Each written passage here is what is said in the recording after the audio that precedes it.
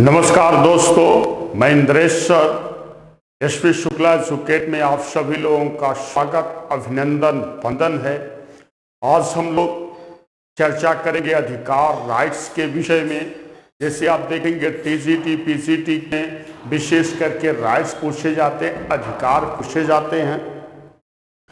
तो चलिए हम लोग एक कहावत से शुरुआत करते हैं।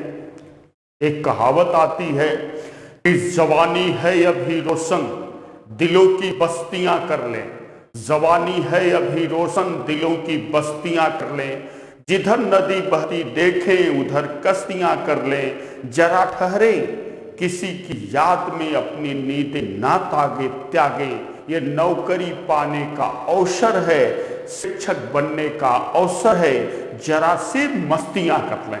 चलिए हम लोग अधिकार से शुरू करते हैं।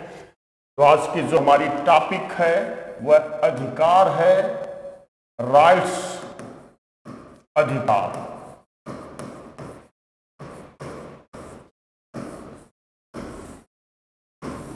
अब यहां पर सबसे पहले प्रश्न ये बनता है कि राइट्स होता क्या है, अधिकार होता क्या है। जैसे आपने देखा होगा कि बहुत से लोग कहते हुए सुनाई देते हैं हमारा राइट्स है, राज्य राइट्स नहीं दे रहा है। प्रश्न ये बनता है ये राइट्स है क्या।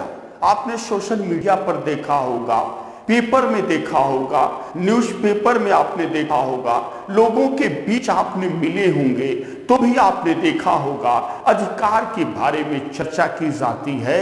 अधिकार वास्तव में होता क्या है, आए जाने अधिकार क्या है। तो अधिकार की अगर हम डिफिनीशन देखें, परिभाषा देखें, तो अधिकार की डिफिनीशन आती है, परिभाषा आती है कि अधिकार वह वातावरण है या अधिकार वह परिस्थितियां हैं जो राज्य या समाज उपलब्ध कराता है, जिसके आधार पर कोई भी व्यक्ति अपने व्यक्तित्व का, अपने पर्सनालिटी का डेवलपमेंट कर सकता है।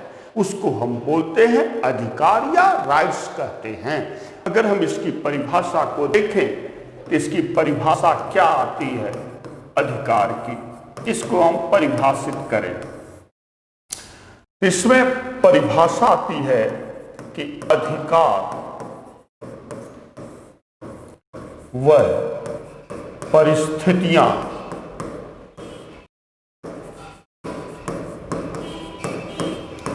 या वातावरण है जिसे समाज या राज्य उपलब्ध कराता है,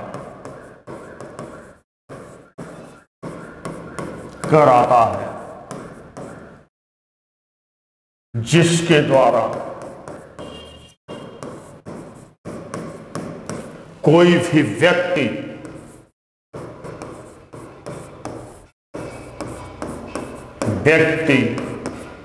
अपने व्यक्तित्व का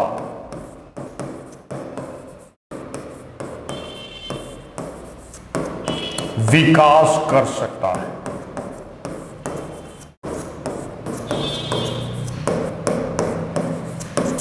ये एक डेफिनेशन हो गई।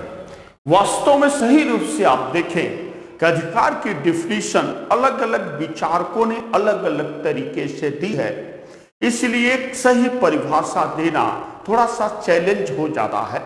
लेकिन फिर भी अगर आप राइट्स पढ़ते हैं तो आपको एक डिफिनीशन याद होनी चाहिए, या फिर हम दूसरी डिफिनीशन भी कह सकते हैं कि अधिकार की और भी परिभाषा दे सकते हैं। इसमें हम कह सकते हैं कि व्यक्तित्व के विकास के लिए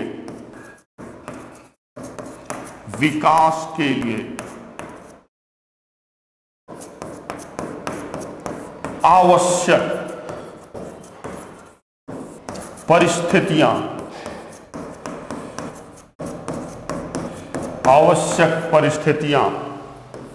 ही हमारा अधिकार है। ये भी हम कह सकते हैं, डिफिनीशन दे सकते हैं। मतलब सीधा सीधा कि जिसके अभाव में हम अपने व्यक्तित्व का विकास नहीं कर सकते, पर्सनालिटी का डेवलपमेंट नहीं कर सकते, वह मूलभूत आवश्यकताएं जिसके अभाव में हम अपने व्यक्तित्व का विकास नहीं कर सकते, उसे हम अधिकार कहते हैं, राइट्स कहते हैं। अब यहां पर अलग अलग विचारकों की कुछ डिफिनेशन आती है, परिभाषा आती है, और ये परिभाषा आपको राजनीति विज्ञान में टीजीटी पीसीटी के खंड में जब आप देखेंगे तो यह पूछी जाती है। जैसे लास्की की क्या परिभाषा है, बोशांको की क्या परिभाषा है, वाइल्ड की क्या परिभाषा है, फिर उसके साथ साथ बेंथम की क्या अधिकारों पर परिभाषा आती है, स्टेटमेंट आते हैं, कथन है। ये सारे कथन पूछे जाते हैं अधिकार के संदर्भ में। हम एक एक करके कथन को देखते हुए आगे बढ़ते हैं। जैसे हम एक एक कथन को देखें तो सबसे पहले आता है कि अधिकार वह सामाजिक परिस्थिति है, परिस्थितियां हैं जिसके अभाव में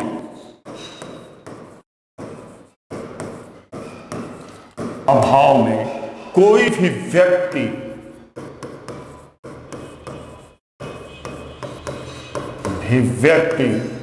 अपने व्यक्तित्व का विकास नहीं कर सकता,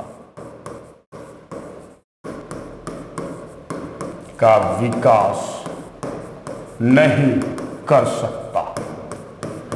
ये परिभाषा आती। अब यहां से ये पूछा जाएगा कि ये परिभाषा किसकी है, यहां से ये पूछा जाएगा।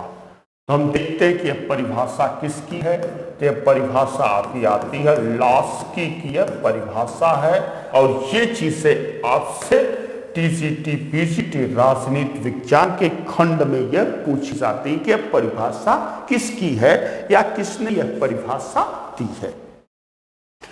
फिर इसके बाद आपको जहां पर एक और कथन आता है, वह पूछा जाता है कि अधिकारों का महत्व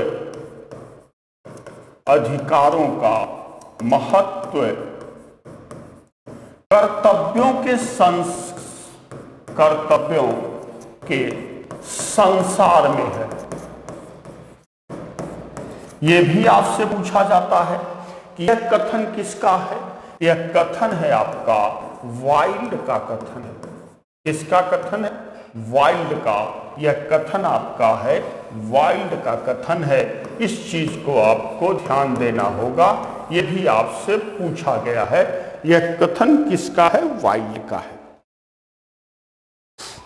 फिर इसके बाद एक कथन आता है कि अधिकार वह मांग है जिसे समाज स्वीकार करता है और राज्य लागू करता है। यह भी पूछा जाता है यह कथन किसका है। इसमें आप कहेंगे कि अधिकार वह मांग है, अधिकार वह मांग है जिसे समाज स्वीकार करता है,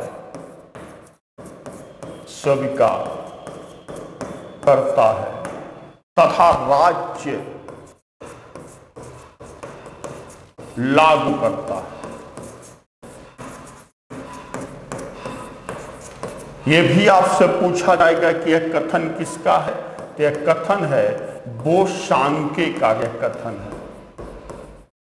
यह भी आपसे पूछा जाएगा।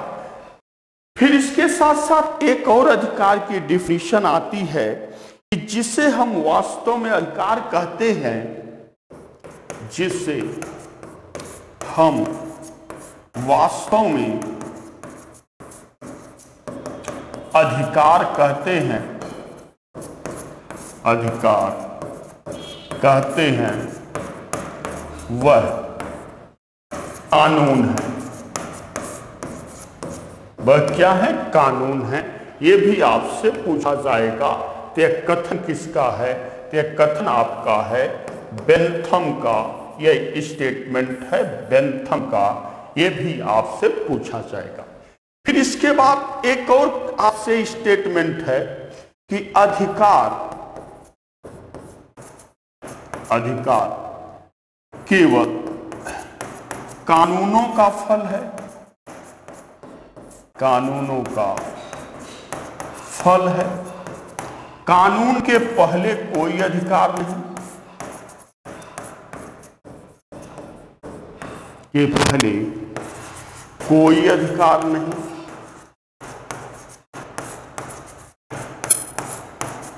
अधिकार नहीं, कानून के खिलाफ कोई अधिकार नहीं,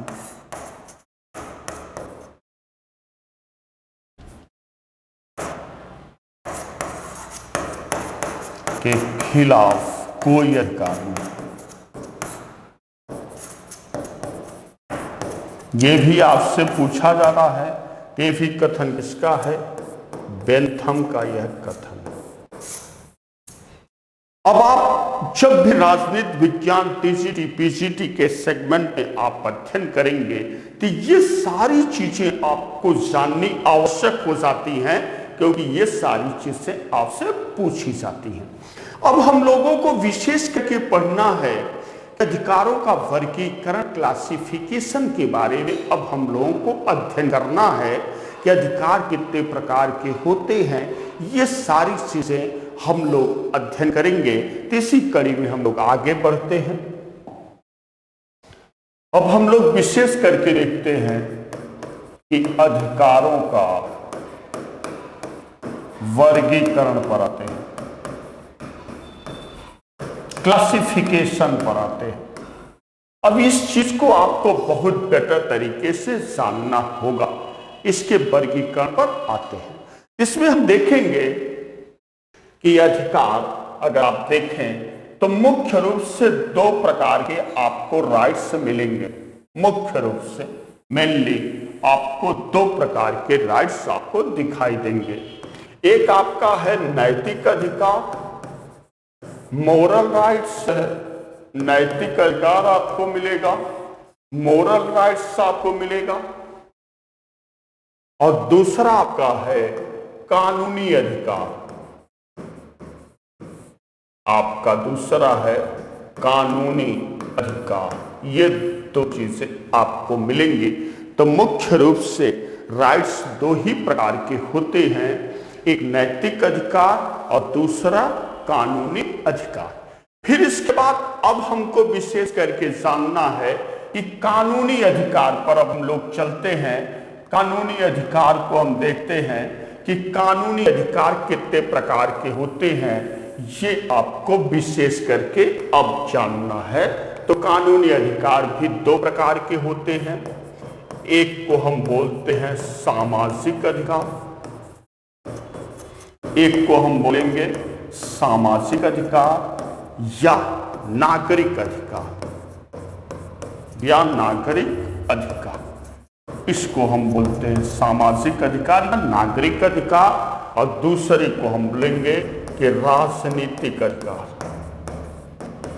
राजनीतिक अधिकार, पॉलिटिकल राइट्स, राजनीतिक अधिकार। अब हमको यहां पर यह विशेष करके जानना आवश्यक हो जाता है कि कौन कौन से अधिकार हमारे राजनीतिक अधिकार हैं और कौन कौन से अधिकार हमारे सामाजिक और नागरिक अधिकार हैं। ये सारी चीजें आपको जानना अति आवश्यक हो जाता है, अनिवार्य हो जाता है। तो चलिए हम देखते हैं। सबसे पहले हम जो है सामाजिक अधिकार या नागरिक अधिकार में हम देखते हैं कौन कौन से अधिकार आते हैं। तो सबसे पहले आपको दिखाई देगा जीवन का अधिकार, आपको दिखाई देगा जीवन का अधिकार। ये आपका कौन सा अधिकार है? नैतिक अधिकार। फिर इसके साथ साथ आपको मिलेगा जैसे समानता का अधिकार मिलेगा। ये चीजें आपके सामाजिक या नागरिक अधिकार में है। फिर इसके साथ साथ आपको मिलेगा स्वतंत्रता का अधिकार। ये सारी चीजें आपको यहां पर देखेंगे। फिर उसके साथ साथ आपको मिलेगा आर्थिक अधिकार,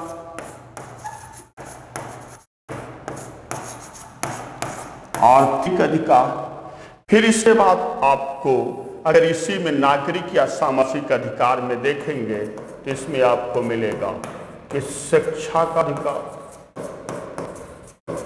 शिक्षा का अधिकार, फिर इसके बाद आपको मिलेगा रोजगार का अधिकार,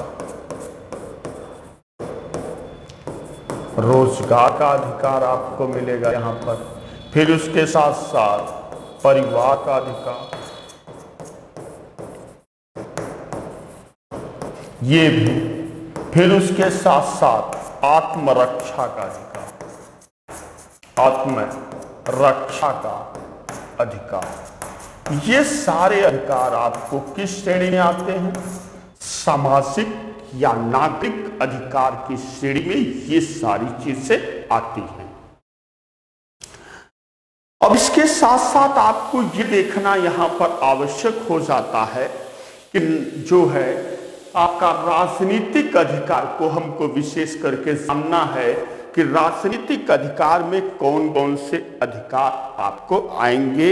ये सारी चीजें आपको जानना आवश्यक है। तो चलिए हम लोग इसी खंड में आगे बढ़ते हैं। विशेष करके हम लोग देखते हैं कि राजनीतिक अधिकार कौन कौन से हैं। राजनीतिक अधिकार कौन कौन से होते हैं? तो अगर हम राजनीतिक अधिकार में देखें तो हमको मत देने का अधिकार है, मत देने का अधिकार यहां पर हम कर सकते हैं। फिर उसके साथ साथ निर्वाचित होने का अधिकार,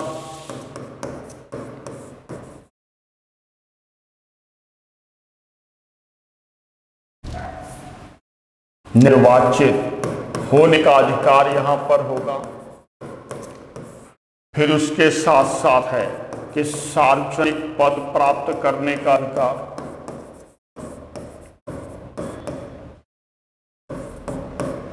प्राप्त करने का अधिकार, ये भी आपका कौन सा अधिकार है? राजनीतिक अधिकार है। फिर उसके साथ साथ है कि सरकार को प्रार्थना पत्र देने का अधिकार, पत्र देने का अधिकार है। फिर उसके साथ साथ आप देखेंगे कि नैतिक या संवैधानिक आधार पर सरकार की नीतियों की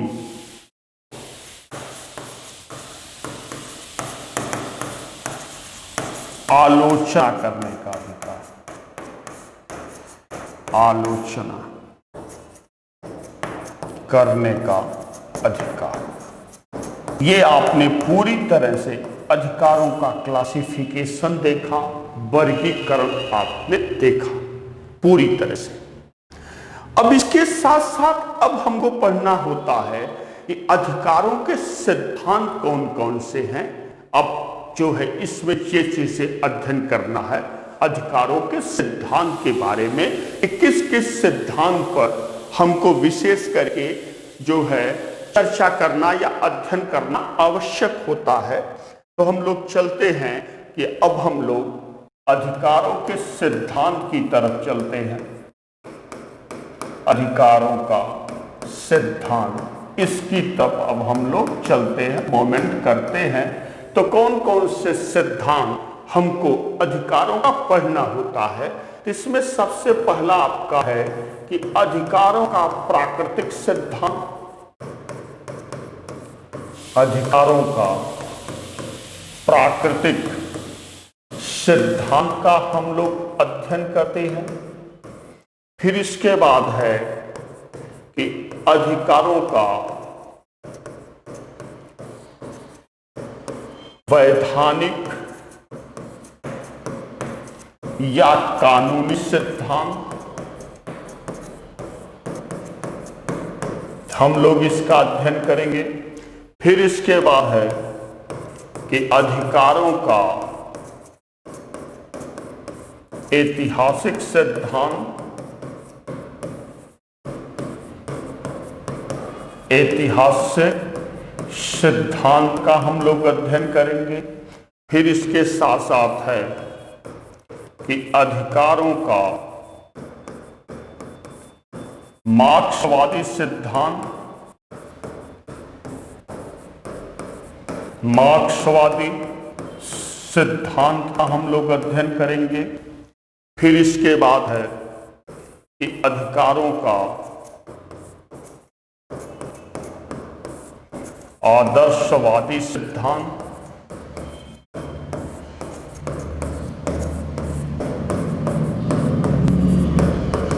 फिर इसके साथ साथ है हमारा कि अधिकारों का कल्याणकारी सिद्धांत, कारी सिद्धांत। ये सारी चीजें का हम लोग अब अध्ययन करेंगे एक एक करके कि ये सारे सिद्धांत हैं जो राइट्स पर, ये सारे सिद्धांत क्या कहते हैं और इनसे समर्थित या इस विचारधारा को मानने वाले कौन कौन से विचारक हैं। जैसे आपसे पूछा जाएगा कि अधिकारों के प्राकृतिक सिद्धांत को मानने वाले कौन कौन से विचारक हैं, फिर अधिकारों के कानूनी सिद्धांत को मानने वाले कौन कौन से विचारक हैं, फिर अधिकारों के ऐतिहासिक सिद्धांत को मानने वाले कौन कौन से विचारक हैं, अधिकारों का मार्क्सवादी सिद्धांत के मानने वाले कौन से विचारक हैं। ये सारी चीजें हम लोग अध्ययन करेंगे। तो आज हम लोग साथियों यहीं तक, फिर हम लोग अगली जो भी होगा हम लोग आगे अध्ययन करेंगे। तो जय हिंद, आप हमको इजाजत दें। नमस्कार।